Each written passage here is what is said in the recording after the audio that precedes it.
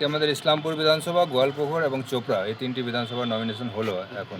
কে করলো নমিনেশন? আমাদের ইসলামপুর থেকে জিয়াউল হক চৌধুরী এবং চোপড়া থেকে অ্যাডভোকেট নাজিম শরীফ, এরা দুইজনে, এবং গোয়ালপুকুর থেকে তহিদ আহমদ খান আজকে নমিনেশন করেছে। চাকুলিয়া থেকে আমরা সোমবার করছি। আপনারা কি উত্তর দিনাজপুরের পুরো জেলাতেই কি পার্টি দিচ্ছেন? হ্যাঁ, পুরো উত্তর দিনাজপুরে 8টা সিটে আমরা দিচ্ছি, একটাতে AIMIM দিচ্ছে, করণদিঘি সিট। করণদিঘিতে কি মনে হচ্ছে এই যে আপনারা যে প্রার্থী দিচ্ছেন, আপনাদের জেলা সভাপতি, আপনাদের প্রার্থীরা কি জিততে পারবে বা জিতলেও কোন কোন বিধানসভাতে জিততে পারবে? না, সেটা কোন কোন বিধানসভা না, আমরা প্রত্যেক বিধানসভায় জেতার জন্যই উঠেছি। এবং আমাদের হুমায়ুন কবির মহাশয় যিনি আছেন, উনি যবে থেকে বাবরি মসজিদের ভিত্তি স্থাপন করেছেন তখন থেকে আমাদের যে মাইনরিটি বেল্ট আছে সেখানে আমাদের প্রভাব খুব বেশি পড়েছে এবং আমরা আশা করি আমরা সব সিটেই জয়ী হব। বলছি, সব রাজনৈতিক দল আজকে হচ্ছে বিভিন্ন শোভাযাত্রা মিছিল করে আজকে নমিনেশন জমা করেন, আপনাদের সেক্ষেত্রে দেখা যায় না, আমাদের অ্যাকচুয়ালি 6 তারিখে নমিনেশন করার ব্যাপার ছিল, কিন্তু আমরা হঠাৎ এই ডিসিশন নিলাম আজকেই করব এবং আজকে আমরা মোটামুটি 3টা করতে পেরেছি, একটা আমরা 6 তারিখও করব। আমরা আয়োজনটা হঠাৎ করতে পারিনি, আমরা বড় করে একটা প্রোগ্রাম করছি যেখানে হুমায়ুন কবির এবং আসাদুদ্দিন ওয়াইসি সাহেব আসবেন এই 2-3 দিনের মধ্যে। এত দেরি করে নমিনেশন প্রসেস কি তাহলে প্রশাসনের তরফে কি কোনো সহযোগিতা হচ্ছে? না না না, প্রশাসনের তরফ থেকে কোনো অসুবিধা নয়, খুবই আমাদের সাপোর্ট করেছে এবং সেটা একটা প্রসেস, সেটাতে দেরি হতেই পারে। ঠিক আছে, মানে পক্ষে এগোচ্ছে, হ্যাঁ, তো তারাই জিতবে এরকম দাবি করছে, তো তাহলে মানে সে করতে আপনাদের পারে, কিন্তু ইসলামপুরে যদি দেখা যায়, ইসলামপুরে তৃণমূল অনেক এখন নিচুতে আছে।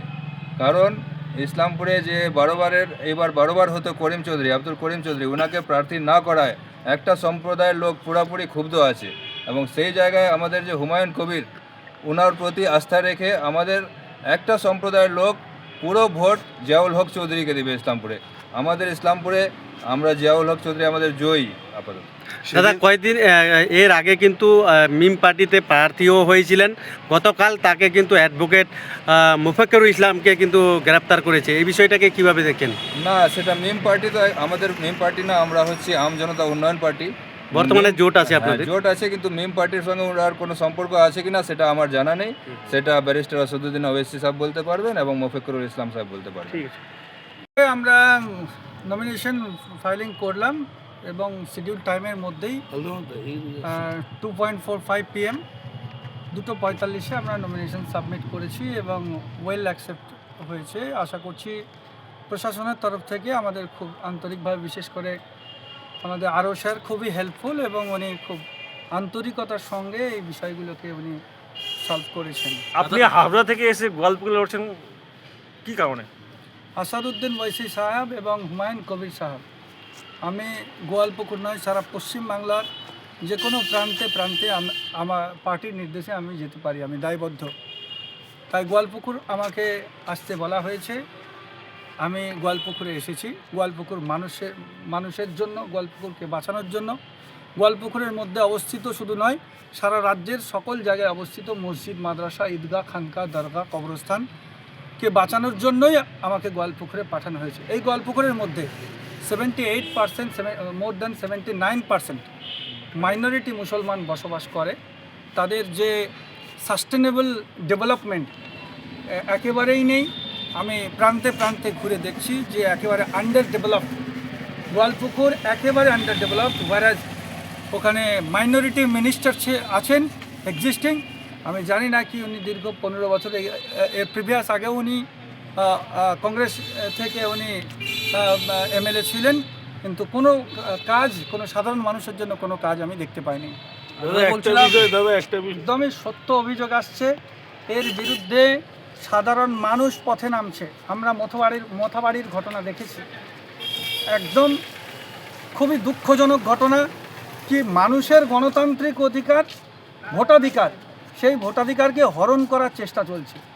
আমার পরিবারের এক সদস্য ডিলিটেড হবে আর এক সদস্য ভোট দেবে, পশ্চিমবঙ্গ তথা ভারতবর্ষের নির্বাচন কমিশনার এই দ্বিচারিতা কেন করবে?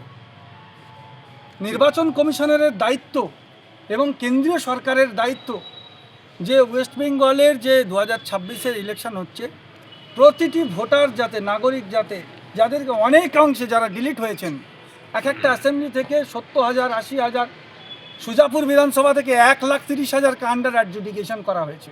ইসলামপুরে অনেক নির্বাচিত কাউন্সিলর যারা রয়েছে পৌরসভায় তাদেরও নাম ডিলিটেডের খাতায় রয়েছে। একদমই তাই, এটা সম্পূর্ণ, আমি এখানে কোনো পলিটিক্যাল পার্টির হয়ে বলছি না, আমি সাধারণ মানুষ নাগরিকদের হয়ে বলছি যে আমরা এখনও পর্যন্ত দেখতে পাচ্ছি election commission supplementary list publish করেছে একাধিক, প্রায় 9টা সাপ্লিমেন্টারি লিস্ট পাবলিশ হয়ে গেছে, কিন্তু তারপরেও দেখা যাচ্ছে যে ডিলিটেড লিস্ট, যেটা ডিলিট যে সমস্ত ভোটারগুলো হচ্ছে, যারা ডিলিট হচ্ছেন তারা কিন্তু ভারতীয় নাগরিক, তারা কেউই কিন্তু বেনাগরিক নয়, ট্রাইব্যুনালে যেতে বলছে। তাহলে কি তারা এই কামিং ইলেকশনে ভোট দিতে পারবে না? তাদেরই বাড়ির পরিবারের লোকজন যদি, তাদের বাবা, তাদের মা, তাদের ভাই বোনেরা, তাদের পিসেমশাইরা, তাদের আত্মীয় স্বজনরা সকলে যদি ভোট দিতে পারে, তারা কেন দিতে পারবে না? তারা কেন ডিলিটেড হলো? হ্যাঁ, যদি বলেন যে ইনসাফিসিয়েন্সি অফ দ্য ডকুমেন্টস, যদি বলেন অবভিয়াসলি ডকুমেন্ট সাবমিট করার জন্য তাকে প্রভিশন দিতে হবে, কিন্তু এই এসআইআর চক্রান্তটা টোটালটাই মমতা ব্যানার্জির প্ল্যানিং, যেটা আরএসএস চাইছিল, যেটা বিজেপি চাইছিল, সেটাকে ইমপ্লিমেন্ট করেছেন মমতা ব্যানার্জি। উনি বলেছিলেন যে এসআইআর আমরা হতে দেবো না, একজন বৈধ নাগরিকও ভোটার থেকে বাদ যাবে না। আজকে লক্ষ লক্ষ মানুষ ভোটাধিকার থেকে বাদ যাচ্ছে এবং তাদের মধ্যে 99.99% মুসলমান। আর এটাই টার্গেট ছিল আরএসএসের, যে মমতা ব্যানার্জিকে দিয়ে এটা করাবেন, এবং উনিও এটাকে করে খুব আনন্দ উপভোগ করছেন। এখন যখন এবং বলবেন সেই বিষয়টা একদমই মানুষের গণতান্ত্রিক অধিকার, গণতান্ত্রিক আন্দোলন করা, সহিংস আন্দোলন করা, ইন্টিমেশন দিয়ে আন্দোলন করা, এটা মানুষের অধিকার। আন্দোলন সংবিধান বৈধতা দিয়েছে, আন্দোলন তো করবেই মানুষ। সেটাকেও তো আবার মমতা ব্যানার্জি বলছে বিজেপির গেম প্ল্যান বলছে। এটা বিজেপির গেম প্ল্যান নয়, আসলে উনি তো বিজেপির হয়ে খেলা করছেন, উনি বিজেপির নির্দেশে চলছেন যে এই ব্যক্তিটাকে অ্যারেস্ট করতে হবে।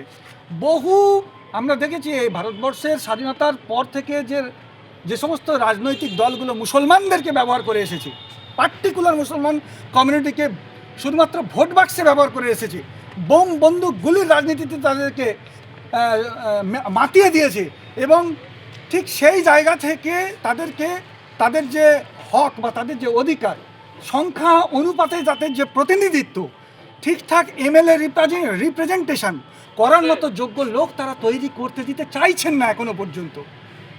আর এটা সম্পূর্ণই আরএসএসের প্ল্যানিং, বিজেপির প্ল্যানিং অনুযায়ী মমতা ব্যানার্জি কাজ করছেন। এবারের নির্বাচন কি দায়িত্ব নিয়ে বলছে আম জনতা উন্নয়ন party alliance with AIMIM, all India মজলিসে ইত্তেহাদুল মুসলিমিন, এই দুটি প্রার্থীর জোট আমরা সারা পশ্চিমবাংলায় 192 জন মাননীয় হুমায়ুন কবির মহাশয় এবং ব্যারিস্টার আসাদুদ্দিন ওয়াইসি সাহেব দিয়েছেন, সংযুক্তভাবে দিয়েছেন। আমাদের 100% নিশ্চিত কি পশ্চিমবাংলার 3 কোটির বেশি মুসলমান, প্রায় 40% মুসলমান আমাদেরকে প্রাণ ভরে আশীর্বাদ করবে, প্রাণ ভরে দোয়া করবে, এবং আমরা 100 আসনের বেশি ভোট নিয়ে আমরা জয়ী হয়ে আমরা বিধানসভার মধ্যে প্রবেশ করব। এটা মমতা ব্যানার্জির খুব ভয় লাগছে, এটা নরেন্দ্র মোদীর খুব ভয় লাগছে, এটা অমিত শাহের খুব ভয় লাগছে। এই ভয়ের কারণেই এরা আমাদের যে লিডারশিপগুলো রয়েছে, আমাদের যারা ট্যালেন্টেড লিডারশিপ আছে, তাদেরকে দেখে তাদেরকে অ্যারেস্ট করার প্ল্যানিং চালাচ্ছে। ঠিক আছে। হ্যাঁ, আজকে আমি আমজনতা উন্নয়ন পার্টির তরফ থেকে নমিনেশন জমা করলাম। আসলে আমাদের প্ল্যানিং ছিল যে আমরা সোমবারে নমিনেশন জমা করব। এবারে এসডি ম্যাডামও আমাদেরকে সোমবারেই সময় দিয়েছিলেন, কিন্তু আমাদের পার্টি হাইকমান্ড থেকে আমাদের কাছে নির্দেশ এসেছিল সকালবেলায়, সকাল 9টা-10টা নাগাদ, যে আপনাদেরকে আজকেই নমিনেশনটা করতে হবে। তো আমরা আজকে নমিনেশনটা জমা দিলাম, আর আমরা প্রশাসনের তরফ থেকে, মানে ইআরওর তরফ থেকে আমরা যতটুকু সহযোগিতা করে আমরা পেয়েছি, খুব ভালোভাবে একদম আমরা নমিনেশনটা জমা করেছি। বাসিন্দাদের কাছে আমি ইসলামপুরবাসীকে এটা বলবো যে ইসলামপুরে যদি আপনারা ডেভেলপমেন্ট চান, যদি ডাঙ্গাপাড়া ব্রিজ চান, ইসলামপুরে যদি মহিলা কলেজ চান, তো আপনারা নিশ্চয়ই এজিপি প্রার্থীকে ভোট দিন, আর হুমায়ুন কবির সাহেবের হাত শক্ত করুন, যেন উনি বিধানসভায় আমাদের মাইনরিটির জন্য আওয়াজ তুলতে পারে এবং আমাদের দাবিকে ওখানে রাখতে পারে। আমি প্রথমে বলি 35 বছর সিপিএম রাজত্ব করেছিল, একেবারে তাদেরকে মাটিতে শুয়ে দিল তৃণমূল সরকার।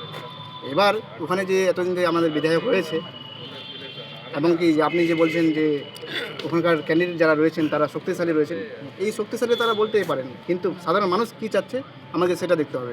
সাধারণ মানুষ কারণবশত সেখানকার বিধায়ক বা সেখানকার যারা ক্যান্ডিডেট বা আমরা ভোট দেবো না, জনগণ ভোট দিবে, সাধারণ মানুষ ভোট দিবে, মানুষ বেছে নেবে যে তাদের জন্য কে কাজ করবে। মানুষ বেছে নেবে যে তাদের জন্য, তাদের অধিকারের জন্য কে লড়াই করবে। একটা বিষয় দাদা, তাদের সঠিক বিচার কি হয়েছে এখনো পর্যন্ত? তাদের খুনের বদলা কি এবারকার নির্বাচনে মানুষ আপনার সাথে থেকে দিবে? প্রথমেই বলি যে মমতার সরকার, তৃণমূলের সরকার কোনোদিনও যারা আসামি তাদেরকে কোনো শাস্তি দেওয়া হয়নি, তাদের ওপর কোনো প্রকার ন্যায় ব্যবস্থা নেওয়া হয়নি। তাদের যে অধিকার, তারা যে শাস্তি পাবে তার বিচার ব্যবস্থা নেওয়া হয়নি। এটা মমতার সরকার, কারণ বলছে মমতার সরকারই হচ্ছে গুন্ডার সরকার আর চোরের সরকার। কারণ তারা লুটখোর জানে, তারা লুটতে জানে আর মারতে জানে, তাছাড়া অন্য কিছু জানে না। বলছি এবার দাদা, প্রকল্পটা কি? চাকরি দিয়েছে? চাকরি তো দেয়নি। স্কুল খুলেছে? স্কুল তো খুলেনি। হসপিটাল খুলেছে? হসপিটাল তো খুলেনি। ব্রিজ, নানা রকম ব্রিজ জায়গায় সমস্যা পড়েছে, রাস্তাঘাট পড়েছে, ওগুলো তো দিচ্ছে না। কী দিচ্ছে? যুবশ্রী। আমাদের চাকরি দরকার, 1500 টাকায় ভাতা দিলে হবে না। শিক্ষক যারা শিক্ষিত তাদের ভাতা দিয়ে মানুষকে তারা খুশি করার চেষ্টা করছে, কিন্তু ওই ভাতা দিয়ে পরিবার চলবে না। কারণ আমাদের একটা পরিবার চলতে গেলে কমপক্ষে 45 থেকে 50 হাজার টাকা মাসে লাগে একটা ছেলের বা ইয়ং ছেলে একটা পরিবার চালাতে গেলে। এখন ভাতা দিয়ে চলবে না, মানুষকে চাকরি চাই এবং জব চাই, শিল্প চাই। ঠিক আছে।